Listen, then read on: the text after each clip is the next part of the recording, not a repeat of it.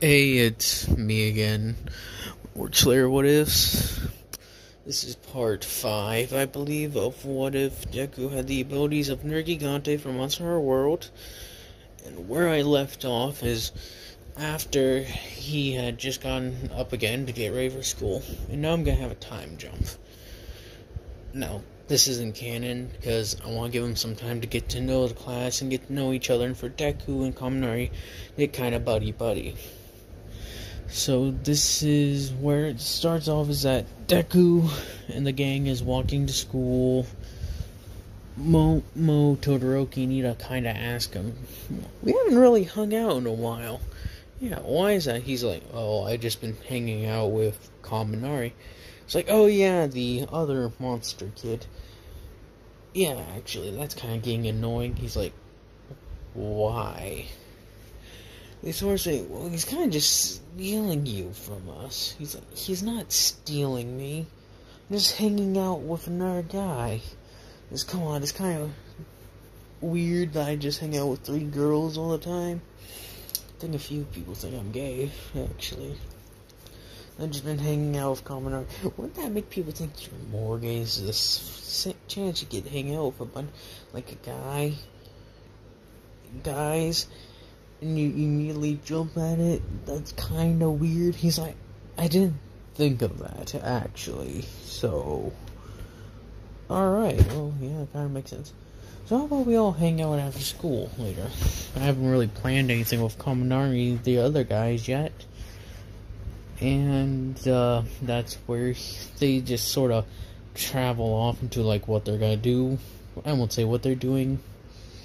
So after that, they sort of just, go to school, go to class, they say hi to everyone. Aizawa does the usual, and now they're at lunchtime.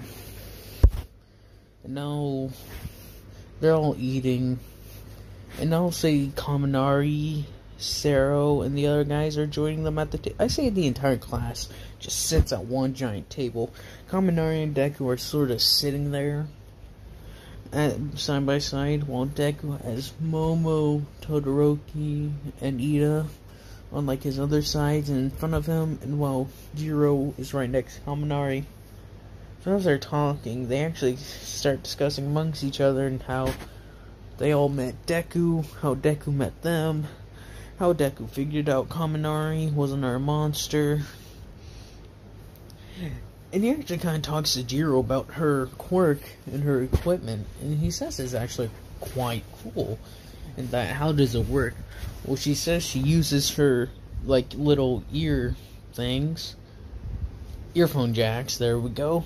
Earphone jacks to plug in things, and she can send vibration through them of her heartbeat. And he says, that's awesome. If you got your heart pumping, you would be able to just like blast them out like machine gun fire, just boom, boom, boom. And she kind of thinks about this, and she's like, you're actually kind of right. Have you thought about talking support course for some of that stuff? Like, you could easily make, like, boost yourself.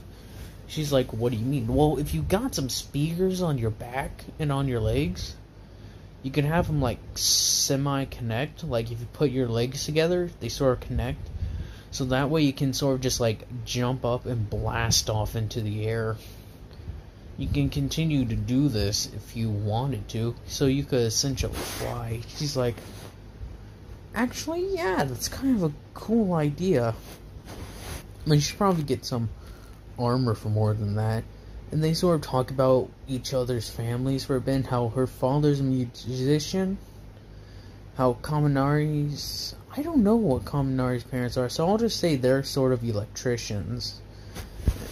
And I'll say they sort of move on to Deku's side. So Todoroki talks about how her father is the second number 2 hero endeavor. I'll say how Ida talks about her family is Ingenium, and they're like, oh yeah, I thought your name sounded familiar. And how Momo's family is support. They build support items and a large majority of other things like electronics, food growing. Her family's quite the Swiss Army knife. Then they move on Deku, and Deku says, well, he's the adoptive son of Ryuko, the number 10 hero. And they sort of, wait, you're Ryuko's kid? And he's like, not by blood, but she adopted me, like I said. And they're like, oh, how did that happen? Fight pits in Australia. Apparently she was over there doing some work for the past couple years. The funny thing is, a few of the pits I left behind while I was working my way up to the championship. You became a champion? He's like, yeah, as I was working my way up, every time I left an area, she sort of just like busted in with a bunch of other people. It was constant until finally, on the day of the championship, I won against another monster. He's like, oh, what type? Lunastra. And he's like, what's a Lunastra? Have you ever fought Teostra? No. It's like, alright, think about this. Fire-breathing dragon lion hybrid that can make things explode. There you go. Bako hears this. Making things explode, you say? He's like, yeah. They can make things blow up. Lunastra's a more powerful version of the two, though. Her flames are blue and they hurt a lot more. Trust me on that. Been hit by fire before, and her fire is something else entirely. So Todoroki talks, wait, does that mean whenever I blasted you with fire it didn't hurt? He's like, no, not really. In fact, if it was snowing right now and I didn't have any winter clothes, I would just ask you to hit me with some fire. She's like, oh, it's nothing to be ashamed of. She's like, I know, it's just kind of disappointing. It's like, well, I'm specifically tailored for defense against fire and flames. So that's how I was able to fight your dad. To like, beat your dad. Like, wait, you fought Endeavor? Yeah, he kind of got me really angry at one point. That's how it went. The only time he really did hurt me was when he used his fire javelin. I can tell he wouldn't have done that normally. Stop trying to yawn. But I kind of pushed him into a spot that he thought he was in danger. And so after that, the whole thing rings. And they're all freaking out what's going on. And Deku looks outside and sees the media. So he gets the idea. He's gonna try to bluff the media and opens a window. The media's like, what's that? And they just see a thing fall out of the ground and lands. And then just starts charging at him. He's like in stage 3 at this point, which is the final stage. And is just like roaring at him, like getting them back. Everyone's freaking out, like, what the fuck? And as they're backing up, Aizawa's just like, Deku, what are you doing? He's like, well, they were in, he's like, play along. What are you doing here? It's like, what is this guy doing here? He is our security dog. He's your what? If there's any sort of security breach at all, he comes immediately and checks it out. And if he deems you a threat, he is authorized to attack. Do you deem them to be a threat? Not if they get out of here before. And as before he finishes that sentence, they're all behind like the line, and then Aizawa just like boop, and the whole system just shuts off. And they're all locked out again. So as this happens, Monoma and a few others like saying, Man, I didn't know we had one of those. Deku just looks up and waves to Class 1. Hey guys. And they're all just kind of like, oh, God. And I'll say before this, since I didn't mention the whole class representative, I'll say Deku was offered the position, but he sort of refused it. And that's how that went. So after that, they sort of... Momo became president and Ida became vice. Because he sort of nominated Momo, then just like nominated Ida. So after that, they sort of get on the train ride for the USJ. So as they're riding there...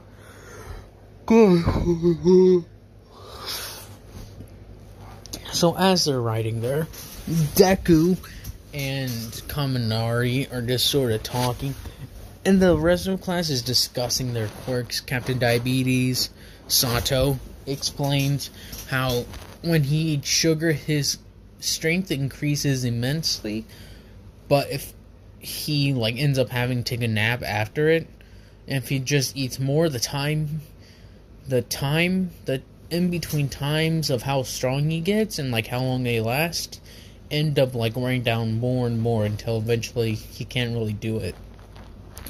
Zero explains how he has his tape arms, and Duplo Arms explains how he can make different appendages at the end of each arm.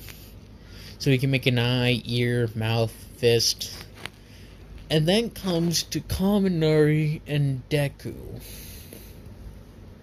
Now, they all kind of ask him, so what's it like being a monster? He's like, well, to put in less tactful terms, yeah. Well, Kaminari explains his thing, which is that he wasn't really... The only thing he really faces is discrimination and a bit of bullying, to where he just flipped out, and then they all just stopped eventually. They get to Deku's story, then they're like, that is sad. How are you trying to become a hero? Well, yeah. Well, long story short, I had a few good people help me out. Ryoko and a guy named Jackie. Who's Jackie? He's one of the people I escaped with. Don't know what happened to him. Always wondered what did. He sort of dwells on that for a minute. Then shakes out of it. And after that, when they get outside the USJ, Deku's battle instincts sort of give off a sense. And as Izawa and 13 are sort of explaining what was happening, he sort of tells them to stop, and he says something doesn't feel right. So he grabs Kaminari,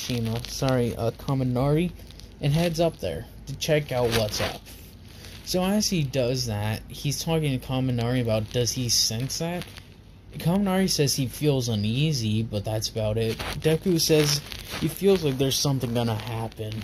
So as they get in there and check it out, they're sort of looking around, sniffing about, till when the portal finally opens and the doors just shut right behind them. They're in there. I'll say Aizawa's there, because she's like, what are you two doing? And Deku's felt something was wrong. Then the doors just shut, a loud clang as they shut.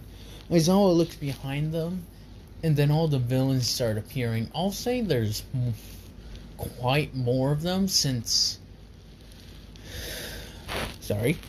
There's quite a bit more of them, because I'll say they're bolstered by a few lesser monsters. And I'll say, as they walk through, Shigaraki and the Nomu and Kirigiri are there. But I'll say there's a different Nomu there. There's a flying Nomu there as well. So as they do that, Deku and Kaminari sort of get ready. Aizawa tries to tell them that they need to stand down and let her handle it. That they need to get out. But they both sort of go no. Why the hell am I yawning? They both sort of go no. No thanks. And that they'll just continue doing what they're doing. So as they do that, they sort of just they go in stage 3 for Deku, which means he goes all the way, and stage 2 for Kaminari, since that's essentially his going all the way. And Aizawa says, oh, what am I gonna do with you two? And they all charge in. Deku armors up, flies up, and crashes into the ground. Sort of sending splinters and everything all over the place. Already taking down, I'll say 1/8 of the group. Kaminari sort of just charges up a bit and blasts a whole thing of electricity. So cutting massive swaths against them. Then Aizawa's just like in her little thing, canceling their quirks and taking out a tiny number of them one by one. And as that's happening, I'll say the Nomu is a male who has been bolstered by all for ones like what they did to the guy who's a Nomu. And I'll say the monster that they were was also another nerrgegante. Because if I didn't explain it, they know of like all the monsters, but there's never really anything else. Like all the elder dragons, they're the same and they're a species. So there will be another nerrgegante, and I'll say the flying Nomu is a Rathalos. I don't have any pictures like that. So, of a Rathalos or a Nomu mixed with these things, so you'll just be getting the flying Nomu and the normal Nomu. So as they do that, they're sort of just like bashing against them, and Kurogiri's like, why are there two monsters here? And he's like scratching his neck as Deku and Kaminari are just tearing through his army. And I'll say he'll have Kurogiri teleport Kaminari, the flying Nomu, and a large portion of their normal fighters into the mountains, which is a pretty bad place considering Kaminari's a monkey, and these can like jump large things. And I'll say Deku, the normal Nomu, bolstered with Nerrgegante's abilities, and a large portion of the army is sent to I believe they had an earthquake zone, where it's just a bunch of collapsed buildings. Like, buildings are, like, looking like they're gonna collapse and the like. So as that's happening, Aizawa's just, like, having to fight by herself. And 13's kinda gotten worried at this point, and, like, has kinda had, Todoroki melt the door off. Or, well, Sato, like, eat some sugar and, like, throw the doors open. As they see what's going on, they sort of like call for reinforcements. So All Might and all the teachers from UA are on their way. They're looking around trying to see where's Deku, and Kurogiri takes this moment to separate them, and same thing happens with them, except Ida doesn't really have to run since they've already been called. I'll say they were outside the radius of the Jamner. So as they're like, alright, we're on our way, they sort of see like Deku fly through a building. As that's happening, the building collapses and they see the Nomu, who's also partner Gigante, fly through the building, grabbing onto him and smashing him in the ground. And I'll say that Kaminari is still dealing with the Rathalos Nomu hybrid. So as they're doing that, he's like dodging, bobbing, and weaving, throwing stones up into the air. These flying monsters are a pain in the butt to fight if you don't have anything to bring them down with. So Deku's sort of in a strength match, and I'll say he's actually losing this, since his abilities are a bit higher than a normal Nerrgegante's, which is what this guy is, but he's being bolstered by like a ×2 strength enhancing quirk. So he's sort of being pushed back quite a bit. So as that's happening, he's being pushed back again and again. And as that's happening, All Might does her, like, signature. Not her, but his signature. I am here. And sort of, like, helps Deku with his Nomu. Deku sort of realizes this thing really isn't alive anymore, because he's been, like, trying to, like, just subdue it. But since this thing doesn't feel pain and regenerates much quicker than him, he can't really win a fight like how he typically would, which is a war of attrition. Or just a straight up slugfest that would end rather quickly. Instead, he's been like put on the back foot and it's just barely keeping up with this thing. And he's trying to last it out long enough to the point where he could win normally, like what he did with Kaminari. But since All Might's here, it's gonna be a lot easier. So he grows his claws into parts out of metal, and he just starts like dueling, you could say, with the Nomu. So it's just sort of like swordsmanship at this point, going ding, ding, ding, just a bunch of dings. and All Might's like taking her shots in at the gut, and Deku finally is able to like get his tail and stab it through the Nomu's leg, getting it stuck. Takes some of his claws and like rips off an arm. Then for the final thing, he like whirls around it, grabs it, like steps on its tail, pushes it down with it, and holds its arm. Then slams his other fist right into the head, because he's kind of has to kill this, and sort of saying good night, brother, or something. As that's happening, not Todoroki, but Shigaraki, there we go, is like scratching his neck, thinking, how do you lose? And he starts saying, well, we still have the other one. As that happens, Kaminari just flies in and just smashes it into the ground, and like finishes off with like one final punch, so it sort of splatters.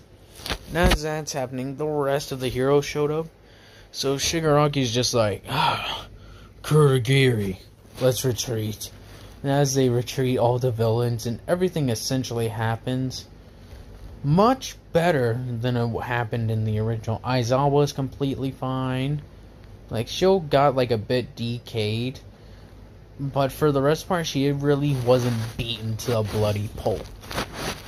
And Deku has sustained some injuries, but with help from Recovery Girl and his own ability to heal, he'll be fine. Kaminari, on the other hand, he'll be fine. He just has some burn marks. And Todoroki and his gang kind of like, what were you thinking, you idiot? It's like, I'm fine. I knew I could handle it. And they all kind of say, you were with him on this? He's the leader here. Don't blame me. He's like, you're supposed to have my back. Well, I actually kind of agree with them. You were kind of an idiot. I kind of hate you for dragging me along. It's like, alright. Everything ended well. We'll all be fine. And they, after school, go and hang out, of course. Also, Mirio kind of calls him, like, hey, I heard what happened at the USJ. You okay? Like, yeah, it wasn't anything too big. We just sort of took him down. It's kind of easy, actually. You know, All Might would even had trouble with that, right? Oh, yeah, it wasn't, like, that easy. We had to fight, like, 3 separate armies of villains. And as he says that, Mirio was like, 3 separate armies? Excuse me? She puts this on speaker for Nejire and Sunny. What do you mean by 3 separate armies? Well, I'll say they probably had around maybe 300 people. They also had like 2 weird monster hybrid things. I'll say, he's like, Kaminari took care of one of them, and I took care of the other. Aizawa sort of had to find 100 people by herself, but she did just fine. Well, me and Kaminari had to deal with the real problems. And as he says that, he kind of sounds irritated. And he's like, what? I actually had trouble with this. And if they can make more things like this, this is going to be a big problem. They all start getting this thinking like, well, if he can go toe-to-toe with All Might, and I've said he has said that before, and Endeavor, I'll say he's like, if he's had trouble with these things and needed All Might's help to finish it, I'll say we are in big trouble. So as they say that, they're like, alright, we could amp up our training, I guess. We're year 3, but we can always do for improvement, yeah. I'm gonna see if you guys wouldn't mind, I would actually like if you could help me train some of my friends. They're like, sure, why not? It doesn't sound that bad. He's like, what time should we do this? Well, sports festival in 2 weeks. We can do it in between those 2 weeks. He's like, sure, that sounds like a good plan. And I still have a bit of time.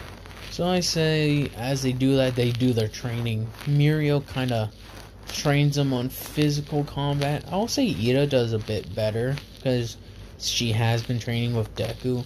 She's sort of able to like keep out of Mirio's speed. And Nejire's sort of helping with Jiro and like explaining to her how she can be more effective with her little blast of sound. And I'll say Kaminari and Deku are just sort of fighting. Deku's actually doing much better, considering he has a wider open area. And as they're doing that, he sort of just like says, that should be enough. They just sort of both sit down like, oh, God. Okay, tired. What about you? Yeah.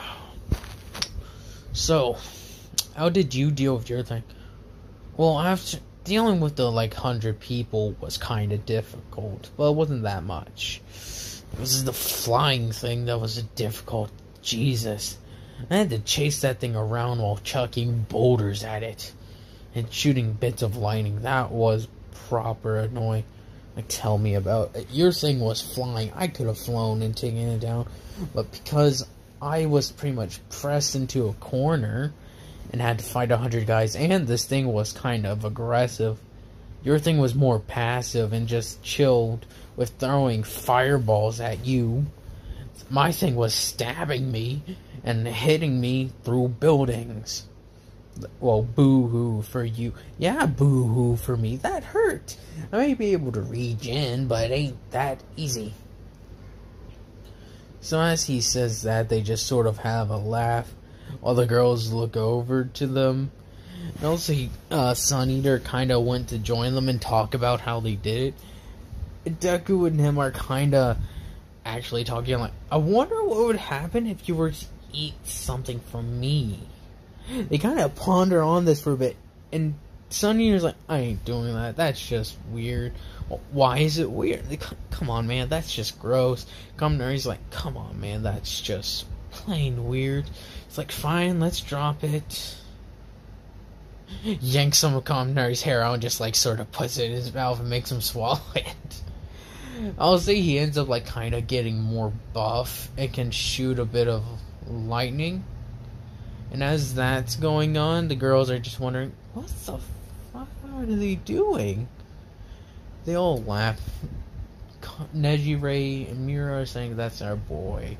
And as they say that, the girls are just like, your boy? They talk about Sun Eater, and they're like, what do you mean? The two of them are kind of just nervous, and the girls catch on pretty quickly, like Deku. They're like, oh. So which one of both of us? They're like, what? Yeah. And as they say that, Deku and Ida Momo are like, Deku did it, didn't he? And they're both like, yeah, he set it up. He's like, he does pretty well, but he can't get a girlfriend to save his life. As he hears this, Momo just sort of blows up like, pfft, fire and ice everywhere.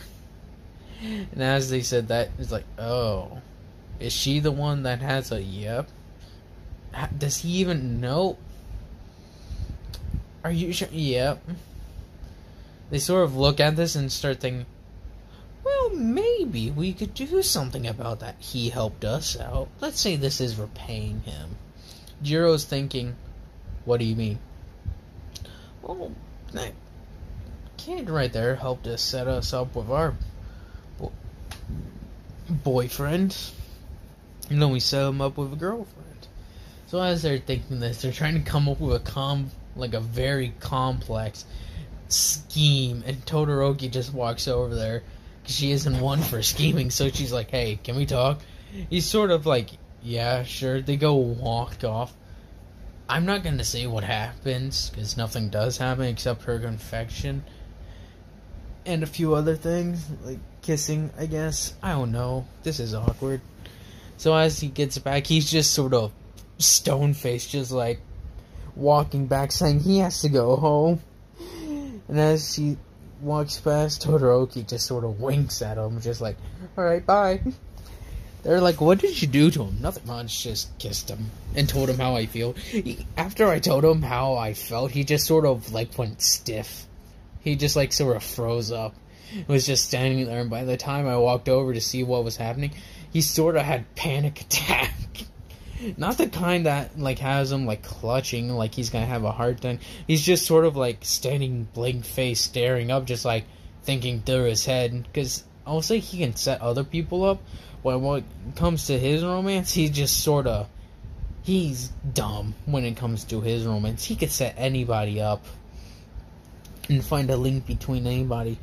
But because it's him, he's kind of thick-headed. So as he says that, he's like, "Can you run that by me again?" And as that, he sort of just like walks away, goes home, and like sleeps on this. He doesn't actually scratch that. He doesn't go home. He walks over to like All Might and Aizawa. He like sits down, and I like ask him, "I just think I just got claimed by Todoroki." And they're like, "What?" "Yeah, I think that's what just happened." So they're having it run by him. He's like, "Oh yeah, she totally just claimed you." "Well, good for you, young Midoriya, or Deku, whichever you prefer. Prefer, not before. Prefer." And so I was like, "Cool." And he's like, "What do I do now?" It's like, I don't know. I don't care. Just don't screw it up. And he's having flashbacks to when he said all these things to them. He's like, karma is a B word.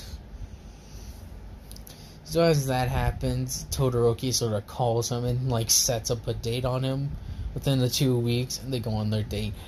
Endeavor hears about this. He's not happy in the slight. Well, he's happy and unhappy. Because he thinks Deku is powerful and thinks it's a good match. And if Todoroki can't beat All Might as she is now, he's still in that phase like where he's thinking his children is his, and his children's children shall become more powerful than All Might. So he's running through this head. A boy with the ability to turn into a monster plus a fire and ice quirk. This looks like a win-win to me. So he's sort of like angry and happy at the same time. And I'll say in this time, Deku's kind of convinced Todoroki go meet her mom. So Deku goes to meet I forget her Mama Todoroki. There we go. If I don't know their name, I'm just gonna call him Mama Todoroki or something like that. And as he says that, he sort of like goes to meet her. He's kind of cool, and before like he is introduced, and after her mother's like, "So who's this?" And he's like, "Oh, this is my boyfriend." He goes like stiff as a board again, because he isn't used to hearing that. He's like, "What's wrong with him?" He's kind of embarrassed, is not used to it. She's like, "Oh." Well, she walks over him, gives him a hug, and tells her to take good care of my daughter. He's like, "Yeah, sure." Todoroki just like stands there in tippy toes, gives him a quick peck on the cheek, and is like, "Alright, we're going. Bye." And as they do this, I say this is getting pretty long. And I don't want to be up long editing this. So I'll say it's the end of the training, and they are sort of getting ready. And this is the sports day, so they like Deku and Kaminari have had permission to wear their outfits, like their hero outfits, so that way when they transform, they don't like break them. So as that happens, they sort of like get there, and Deku's called to the stand to deal with the whole speech. It's like, "I thought I was class president. We sort of all voted for you to do it. It was unanimous." You're like, "Dang it!" He just walks up there awkwardly. He's like, taps it like, "Is this thing on?" Everyone do their best. We'll do great, I'm sure, and plus ultra. Goodbye. He's sort of awkward at like giant conversations. He can like handle a small talk of small group of people, and he seemed the most confident person there. But he's sort of not great at speeches, so he just sort of shortens it to a point, and that's it.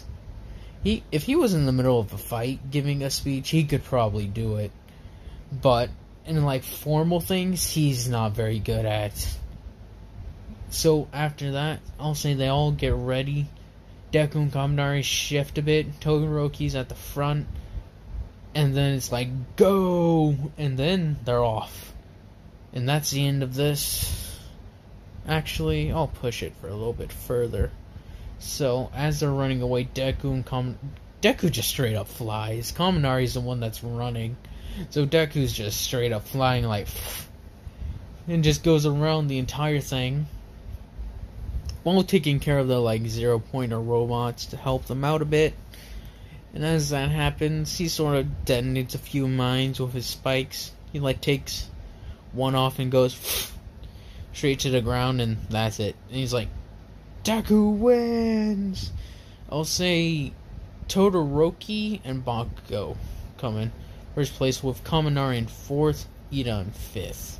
Because I'm not sure how these went. So as that goes on, I'll say it's a cavalry battle now. Deku and Todoroki team up. Uraraka and all of them go with a different people. May tries to get Deku's attention, but he says, I don't really need more than 2 people. Well, we don't need more than 2 people. Thanks for the offer, though. You could go over with Momo, Ida, Jiro, and Kaminari, maybe.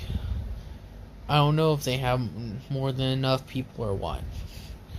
So as that happens, I think it was 3 teams that got in.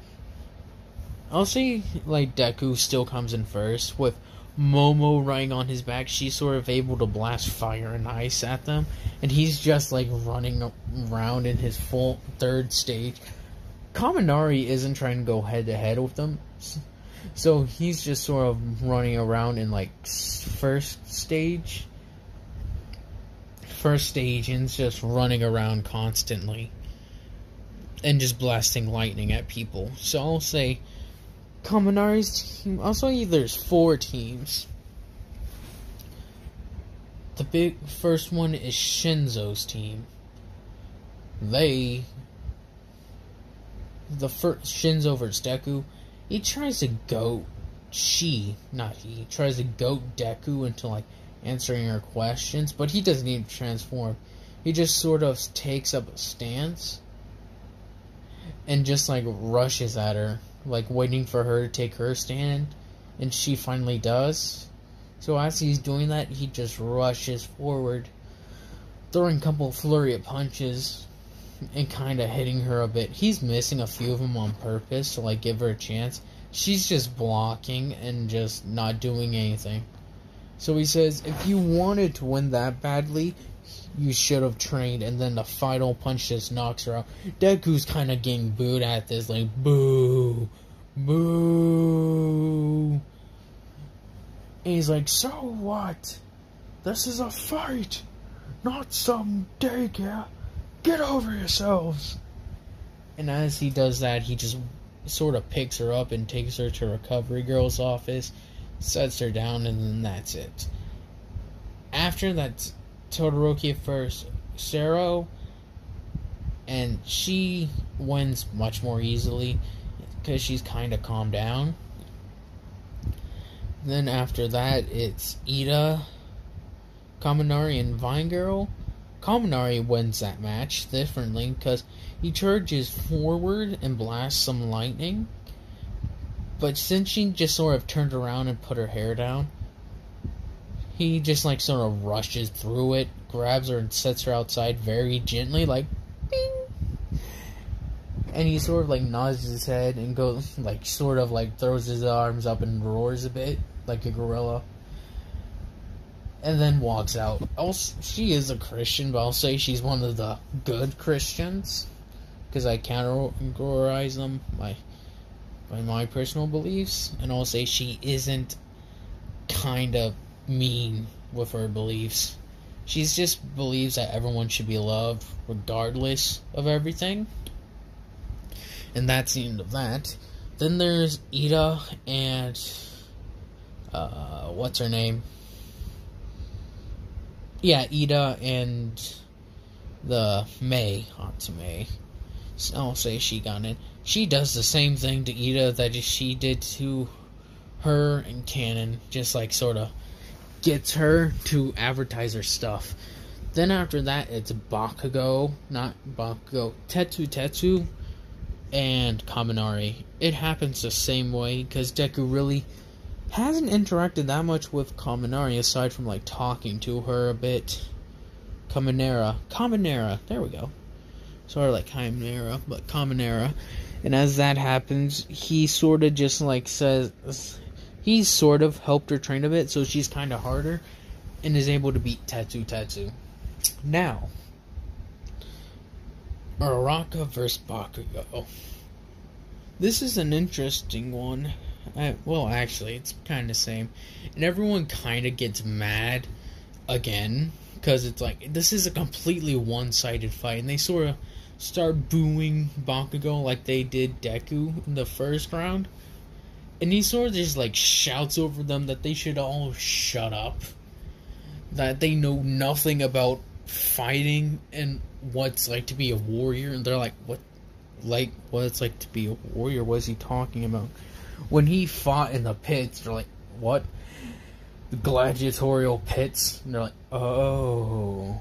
And so as they sort of start getting it, he explains that if a warrior does not use their full strength to defeat their opponent, that's just a straight up insult to the person. And that since Bakugo is taking Uraraka so seriously, that is actually very high praise. Because he says Bakugo is a very good fighter. That she's taking this much seriousness into fighting Uraraka, that shows how good Uraraka is. They all sort of just shut up and just continue to watch. Uraraka and Bakugo have sort of gone to look back, and he's like, what are you looking at me for? Keep fighting! And then as they continue, Uraraka, of course, loses. Now, Kaminari versus Bakugo, same thing happens. If I remember correctly, Uraraka,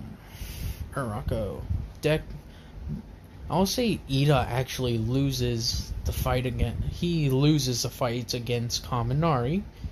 Then it's Deku and I forget their name. God, Deku versus the Todoroki. I am so sorry, Todoroki. Now, as this happens, he just sort of presses onward, and Todoroki does get him a bit, but he's able to kind of push her out safely. And this is just dragging on too long, so I'll say they take a quick intermission for people to, like, take a break for a little bit. They do their fun party games and the like, and that's the end of that. Alright, thanks for watching. Again, I'll start off with Deku vs. Kaminari. Wait. Whoever, I said I'll listen back to this tomorrow before I make another part. Thanks for watching, and goodbye.